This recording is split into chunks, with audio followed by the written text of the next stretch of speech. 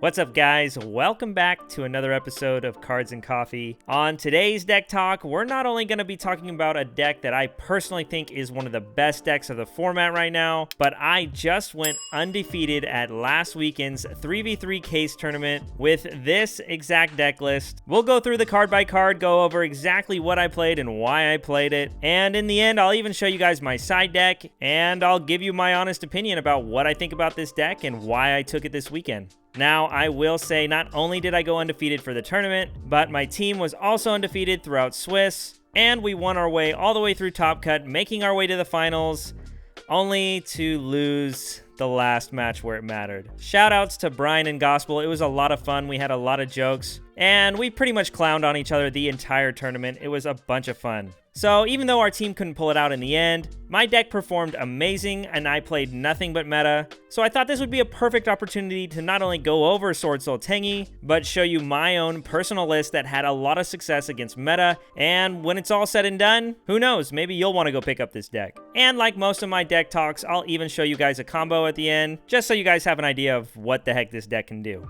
But first, as always, guys, please go grab yourself a cup of coffee or something. That way you guys can sit down and tune in. Thanks, guys. All right, so starting off with the deck profile, of course, we're going to run through the monsters first. Starting things off, the honorary Swordsoul monster, 3 copies of Incredible Ecclesia, the Virtuous.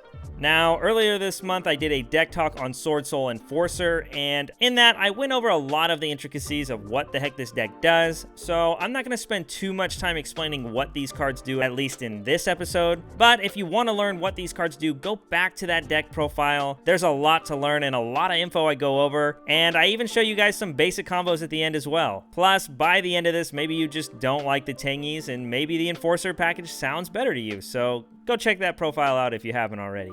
Now, Ecclesia obviously is one of your best starters in the deck. In addition, it's really great for going second, just being another body to throw on the field without normal summoning. This deck can be a little normal summon reliant, so having cards like Ecclesia and all your Tengis to give additional summons for comboing off without having to rely on your normal summon is what really makes this deck very powerful. After the Ecclesia, we are also, of course, on 3 copies of Moyi, just probably the most standard Swordsoul monster in your deck. Reveal a card, get a token, synchro it off, and draw a free card, helping you chain block and drawing cards. It's very, very important to this deck. Of all the decks in the meta right now, this is probably the most fair deck out there. This deck relies more on trading 1-for-1s, generating card advantage, and really choosing your plays correctly while navigating whatever combos you might have in front of you. Moyi is personally one of my favorite Swordsouls. Drawing free cards has always been an amazing thing in this game. After the Moyi, we are of course on 2 copies of Taya. There's really no reason to explain this. I'm pretty sure 99% of the population that plays Swordsoul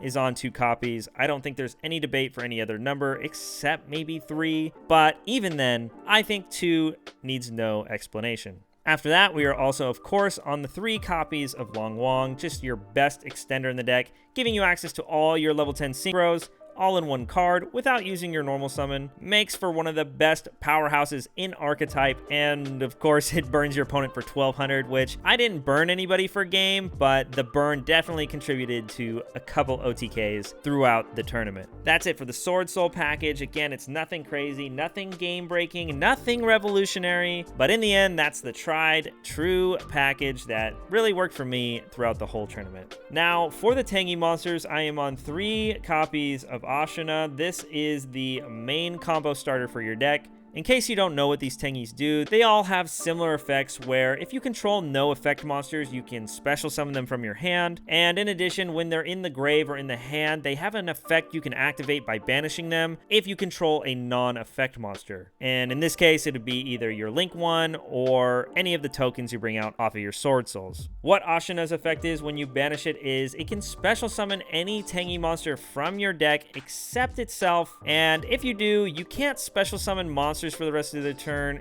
except for Worm. Now, in most cases, that's kind of bad, but of course we're playing Swordsoul where all of our deck is Worms, so this restriction is kind of irrelevant outside of really going into some of the tech cards in your extra deck. But just know this is the bread and butter play of spamming the field with all these amazing Tangy monsters, and worst case scenario, when you're locked under it, you still have most of the extra deck you can go into. After Ashuna, I am on 3 copies of Vishuddha. This last weekend, Vishuda was amazing. Anytime I went to resolve its effect, it was always super relevant. Again, if you control no effect monsters, you can special it from the hand, and when it's in the graveyard, if you control a non-effect monster, you can banish it, and it can bounce a card your opponent controls back to the hand. A generic compulse that can out back row or even monsters, baiting negates, baiting interruptions, makes for one of the best going second cards in your deck. And in addition, it is a level 7 body to synchro into your level 8s with. This card is so amazing. After the Vishuda, I am only on 2 copies of Adhara. I could have gotten away with running 3, but in the end, I felt like 2 was the perfect number. Being a level 1 tuner that you can freely special if you control no effect monsters, and being able to banish itself to recycle any of your banished worms, makes for a very great and versatile card for this deck that really contributes to a lot of the combos. Now, I will say, as long as you open any 2 combinations of these Tenyis, you usually can do something really good to start your turn off, whether it's to help you play through Nibiru, unbreak your hand, or just make your first turn board even crazier. These Tenyis make for some amazing 2-card combos, and even contribute to some other combos when combined with all the Sword Souls.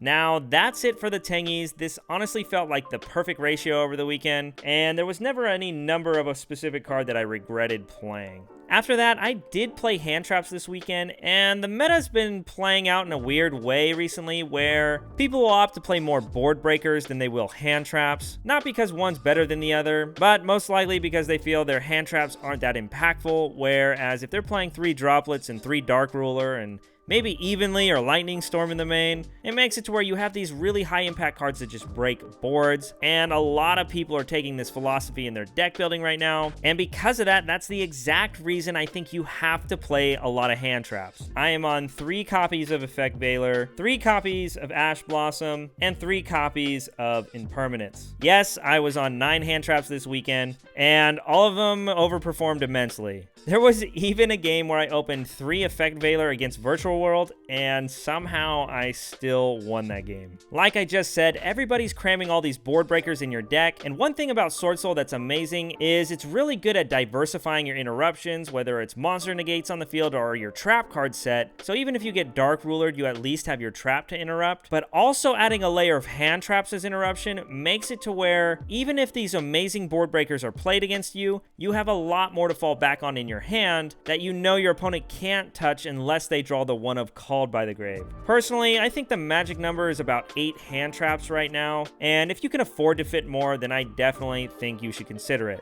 Now, of course, every deck is different, so take what I'm saying with a grain of salt, but at least for my deck this weekend, all these overperformed immensely. Now, before hopping onto the spells, I do have one more monster in the main deck. I main decked the one Arch Nemesis Protos. I have to be completely honest with you, this card is the only unfair card in your deck. And that's really the main reason you need to play this card. This deck is really pretty fair, and so being able to play a card that is unfair just gives you that much more of an edge while playing the game. Plus, in the later rounds, you start to see what everybody's playing, so if ever you win the die roll and you have the opportunity to know what they're playing, Protos could be a very dangerous weapon in your deck. Throughout the whole weekend, I even found myself keeping it in game 2 whenever I'm going second because the board wipe effect it has is crazy. Going first, going second, this card is ridiculous, and being able to search it, yeah, it's really crazy. Moving on to the spells, we are on the staple stuff, 3 copies of Swordsoul Emergence. Obviously, you max this out. It's one of the best consistency cards in your deck. Gets you access to all your Sword Souls, and if you control a Synchro, then you can get all your Tengis or the Protos that I just mentioned. There's never a world where we're not playing 3. After that, of course, we're playing the 1 Sacred Summit. The Archetype Monster Reborn came up for me once or twice, so I definitely think you still need to main this card. And there's a lot of times where you're going for game where your combo actually requires you to play this. After that, I didn't play any of the Tangy spells, like the one that tributes to search or the Vessels. I really didn't feel like the deck needed it, and really, while Vessels can be really amazing, by itself it's very average, and while it does contribute to more 2-card combos with the Tengis, it doesn't really solve a lot of problems for the deck. So if the card isn't winning me games or really solving a problem with the deck, I typically don't try to play it in my deck. But that's just me. After that, we are on 3 copies of Pot of Desires. Obviously, Pot of Greed is really amazing. After that, we are on 3 copies of Forbidden Droplet. Like I mentioned earlier, playing these board breakers is very helpful in your deck. Droplet's the only one I main in here just because it's a quick play. Being defensive and obviously very offensive to break boards, Droplet makes for one of the best cards in the game right now. There's a reason this card is so expensive. Luckily, there was a reprint, so hopefully getting access to this card will make things a lot easier on everybody. And for the last spell, we are of course on One Called by the Grave. I actually forgot about this card when building my deck, and it was probably 15 minutes or so before the tournament where it hit me that I didn't have this in my main. So I just threw it in last minute, and it came up every time I saw it. So this card obviously is amazing. That's it for the spells. Moving on to the traps. You already know we had the 3 impermanents, but after that we are on 2 copies of Swordsoul Blackout. This card was clutch the entire tournament. I actually used its graveyard effect to get tokens quite often as well, playing around stuff like Effect Veiler and Permanence with Taya, and of course the on-field effect to pop cards on the field came up every time I said it. The card is so amazing, and it's probably one of the reasons I love this deck so much. Now, before we hop over to the extra deck, in case you guys didn't know, I've been doing a progression series with a buddy of mine, Ricardo, and every Wednesday we're putting out a new episode, and our decks have been getting crazier and crazier every week. Whenever I get the opportunity, I always try to mix it up on Ricardo, even though Chaos typically is the name of the game early in the series. But all in all, I'm so glad Ricardo asked me to do this series because we're quite a few episodes in now, and it's been so much fun the entire time. Not gonna lie, the first couple episodes, my production value is a little average, but you know, I was just starting out in YouTube, so cut me some slack. But if you're just as big a fan of the progression series as I am, please go check it out. We're having so much fun, and the cards we have access to, it's crazy. So, moving on to the extra deck, we are on 3 of the most broken card in your extra deck.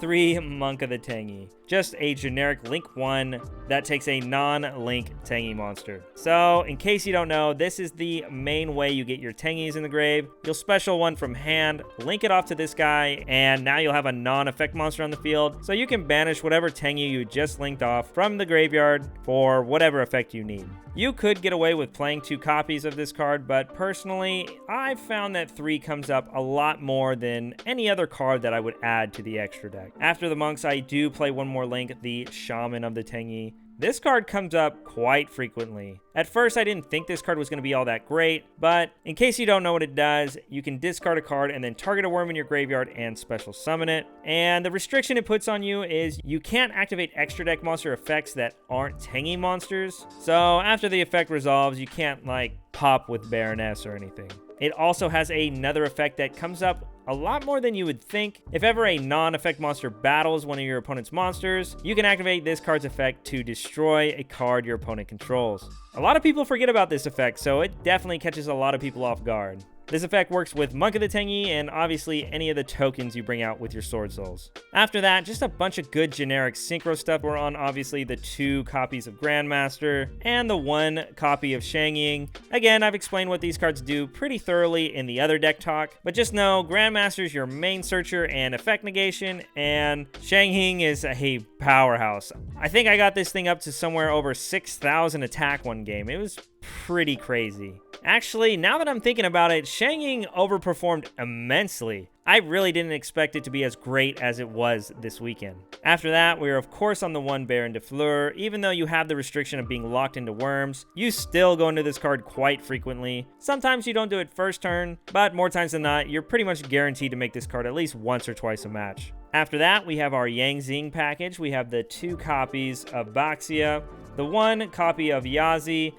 and the 1 copy of Xiaofeng. Now, in the Enforcer build, I only play 1 of this, but the main reason I do is because in this build, going into Baxia first turn actually is part of your first turn combo to help you summon Xiaofeng first turn, turning off all your opponent's light monsters, preventing Nibiru and Effect Veiler from stopping any of your other plays. So having the 2nd copy in the deck to at least use offensively as well comes up quite often. And like I just mentioned, Xiaofeng is very easy to make in this deck. This card is really amazing right now, and the best part is whenever it's destroyed, you can add any tuner from your deck to your hand. So, in case you didn't notice, it's a worm, as all Yang Zings are. So, if you needed to, you could always pop it with your Blackout, not only popping 2 of their cards, but then searching an Effect Veiler or even an Ash Blossom. Also, if you already have hand traps or you just don't need them, you could always search Ecclesia. Don't forget that awesome card is also a tuner. So all in all, the Yang Zing package in this deck is a lot better in the Tengis, but of course, it's just an amazing package in general for the Swordsoul deck. After that, just 3 good stuff synchros that I'm playing. The one, Rudy Rose, it didn't come up for me this weekend, but I definitely would never play this deck without it. This card could win you games you had no business winning, so you better believe as long as it's relevant in this format, I'm definitely going to be playing it. After that, we have the one, Dragite. Just being a spell trap negate is really good. And of course, probably the most overperforming level 8 synchro this weekend, outside of your Grandmaster, Draco Berserker of the Tangi. I made this card a lot more than I thought I would, and its effect is so clutch right now. Stopping my opponent's Tangy Monsters, stopping Virtual World cards, Drytrons, PKs, you name it. This card answers everything. Plus, in addition to that, its ability to attack twice and get bigger like a Boral Sword makes for one of the best cards in this extra deck, hands down. Now, hopping over to the side deck, for the first card, I played 3 copies of Artifact Lancia. This card was amazing the entire tournament. I played against Virtual World, Lyrilisk, Phantom Knights, multiple Sword Souls, and you better believe through most of those matchups,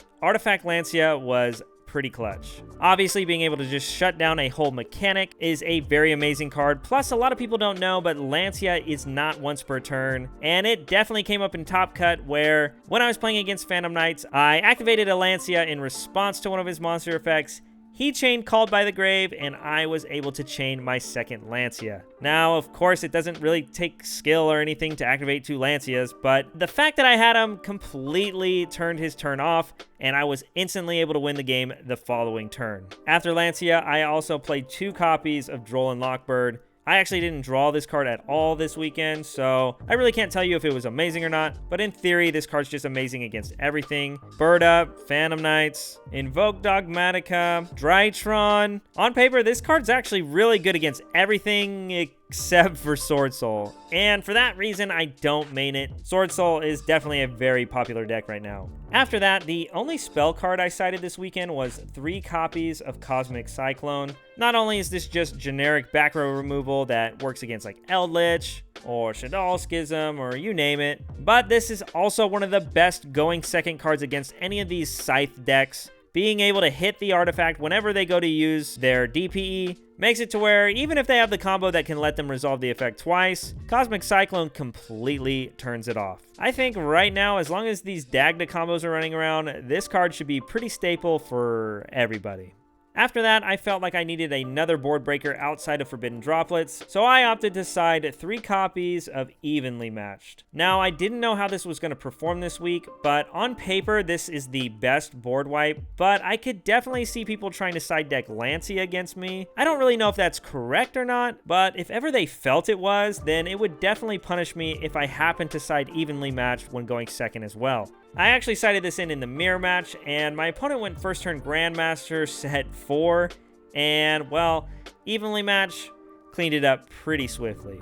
After that, I had to decide what kind of going first card I wanted, and in the end, I decided to go with 3 copies of Anti-Spell Fragrance and the 1 Imperial Order. Spell cards are obviously some of the best cards in the game, so side decking into 4 cards that just say no obviously is a very powerful option for whatever deck you're playing. Now, of course, if your opponent has droplets, they obviously can chain it, but in that case, most times they're going to be having to discard 1 to 2 more additional cards. So while they might negate my monsters, like I mentioned earlier, this deck is very good at diversifying their interruptions. So with their remaining 3 cards in hand, they're probably going to have to play through a Blackout and maybe a hand trap that I have in hand, who knows. Obviously, these cards aren't good against Evenly Matched, which is one of the reasons why I like Evenly so much, but it stops Lightning Storm and Dark Ruler no more, so being able to make your first turn board backed up with this definitely can win a game super easy. Alright guys, so really quickly, I'm going to show you some of the more basic combos this deck can do, just to give you an idea of what these Tengis are capable of. And if you want to see more of what the Sword Souls can do by themselves,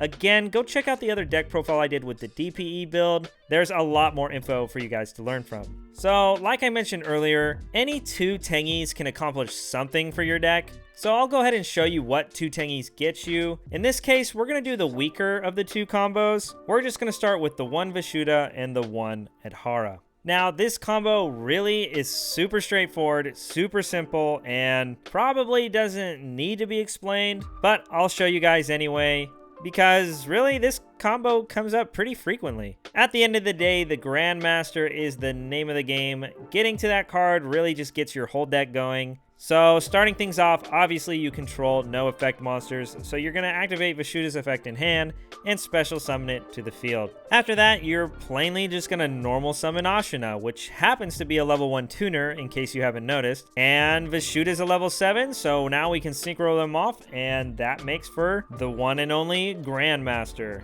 Grandmaster's effect will now activate, now enabling you a search. So you've already normal summoned, so something like Taya and Moyi might not be the best choice. But if you have another worm, you can add a Long Yuan. You can always grab the Emergence, giving you instant access into Protos, which comes up quite often. Heck, if you already know what your opponent's on, you can summon the Protoss right now by banishing the 2 from your grave, and you can banish the Shishao on the field. Protoss is a really amazing card, so even opening 2 very average cards going first can completely lock your opponent out of playing the game. And of course, if you already have follow-up or you didn't want Protoss, then you can always search the Blackout. That way you'll have a monster effect, 2 pops, and maybe some hand traps that might be left over. Again, this combo is really simple, and it's basically what every combo is that lets you go into a level 8 synchro. I just wanted to point out the fact that the Tengis make it that much easier to go into it, even if you don't draw your Swordsoul cards. So after that last very simple combo, this next one involves Ashina and either of the other 2 Tengis in your deck. So for this sake, we'll just say you opened a Vishuddha alongside the Ashina. So starting things off, you're going to activate the Ashina in your hand, special summoning it because you control no effect monsters, just to immediately link it off into your monk, giving yourself a non-effect monster to be able to use the effect in grave. But first, before you do that, you have to activate the Vishuddha in hand, special summoning it because, of course, you control no effect monsters. Now that you summon the Vishuddha, now you can activate the Ashina, banishing it from the graveyard, special summoning any Tenyi but itself from the deck, and no, we're not going to go another Vishuddha into Draco Sack, but we're going to go into the Adhara to synchro. You are locked into worms, so keep that in mind. And if you don't have any other Swordsoul names or extenders in your hand, making a Grandmaster actually isn't a bad idea right here. But hypothetically, if you did have any of your other Swordsoul cards that could be normal summoned or even special summoned, instead of making the Grandmaster, another option you could do is make the Baxia. Now, like I mentioned earlier, you like to use this going first as well as going second. So what you'll do is you'll activate the effect, destroying your Monk of the Tenyi. That way you can bring back Adhara from the graveyard. And once again, we have a tuner and a non-tuner. We'll synchro these off once again, this time making Xiao Feng, Phantom of the Yangzing. Like I mentioned, you made this with Baxia, so now your opponent cannot use light monsters, so no Nibiru, no Effect Veiler, no Drytron monsters. Your opponent is completely locked out of lights. Now, like I mentioned, if you haven't used your normal summon yet, this just makes for your combo to be even more insane because you know the things that could interrupt you have been pretty much cut in half. So before normal summoning something like Moyi, you can now activate the Adhara in your grave, banishing itself to add the banished Ashina back to your hand. Then immediately after, normal summoning the Moyi and now revealing the target you have in your hand, special summoning a token to the field just to immediately synchro it off, making your Grandmaster, and then using the effect to add Swordsoul Blackout. Now again, like I mentioned, you could always just get Emergence for follow-up next turn, or even just get Protoss because again, Protoss is super live, which is what makes this deck so crazy. Every combo you do gives you an avenue to Protoss 9 times out of 10. But if you didn't go for Protoss, Blackout makes for an amazing interruption because again, not only do you have the monster effect negate, and not only do you have 2 pops, but when you pop the Xiao Feng with Blackout, Xiao Feng's graveyard effect will activate, giving you access to any other tuner you need from your deck. Now, if you didn't have something like a Mo-Yi or any of your other Sword Souls, there is another option you can do, but it does play into Nibiru, but I'll show you it anyway, that way you guys have an idea of what the heck you can do. Again, just like the other combo, you'll special summon the Ashina from your hand. Immediately, you'll link it off to make the Monk of the Tangi, and then of course, after that, you'll special summon whatever other Tangy monster is in your hand, and then after that, Ashina will activate, special summoning the opposite Tangi that you don't have. Now in this case, instead of making your Boxia to go into Chao Feng, we're just going to Synchro Summon into the Grandmaster, activate the effect to search something like Emergence, and then immediately after you can use Adhara, banishing itself to add Ashina. Now again, you can now activate the Emergence, searching something like Mo-Yi just to normal and reveal and make another level 8 Synchro, which really isn't bad because you'll draw more cards off of Mo-Yi doing this. But another powerful thing you can do is search the Long Yuang instead, ditching the Ashina you just added, bringing it out to the field, getting your level 4 token, just to immediately synchro it off into your level 10 Swordsoul Supreme Sovereign Shang Ying. Now again, there are 100 different ways to play these combos out, and deciding what combo you take pretty much is going to be determined by what's in your hand and what exactly you're trying to play around. So that's it for the deck profile, guys. Again, undefeated. All in all, this deck performed amazingly. There are so many different ways to play this deck and so many different ways to build it, but hopefully seeing what I had success with will help you guys decide whether or not you want to play this deck and maybe some routes you might want to take if you built it. Here's hoping to see you guys on the next episode. Peace.